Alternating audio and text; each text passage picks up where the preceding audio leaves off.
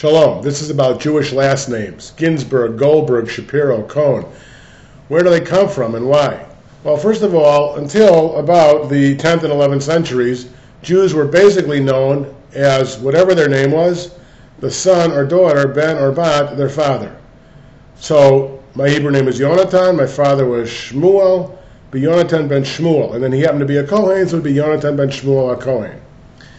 But then things changed in the world in the 10th and 11th centuries. First of all, cities were more prominent, and it was no longer people had the ability to know who somebody was simply by saying they were so-and-so, the son of so-and-so, because maybe they had left the village and were now in the city, or there were too many people, and you had to figure out some other way to organize people to identify them.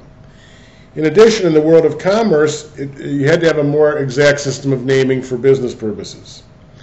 Now, what names did people have? Well, oftentimes Jews took the names of professions. So the word Schneider in German means tailor, for example, or Chazan is a cantor. So you'd have various names that people would have by their occupations. And sometimes it would be by lineage. For example, Katz is short for Kohen Tzedek, or Levi would be a Levite. Oftentimes people had names like that.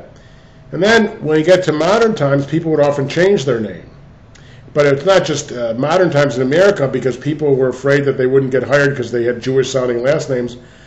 My family name now is Ginsburg, but it was Kartuk 4 generations ago because my great-great-grandfather had 5 sons.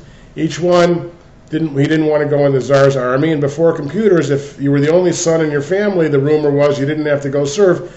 So he gave each one of his sons a different last name. There's a wonderful local rabbi named Ben Zion Kaganoff who wrote a great book on Jewish last names, a small book which kind of gives you a lot of this information. But that's really how Jews got their names. There's some funny stories about this too. Why is there a Jew named Ferguson, which is not a Jewish name? Because Ferguson in Yiddish means I forgot. So the Jew gets to Ellis Island, and the guy at Ellis Island says, "What's your name?" And he gets so nervous, he sees an official, he's afraid, he goes, "Ferguson, Ferguson." Guy writes Ferguson. Or the Yiddish guy whose name is Sam Ting, which is a Chinese name. So somebody said, "How'd you get that name?" Well, I was behind a Chinese guy at Ellis Island, and he said his name, and I forgot my name. I was so nervous, I just said Sam Ting, meaning same thing. He wrote down Sam Ting. A lot of stories like that. In any case, Jews and their last names.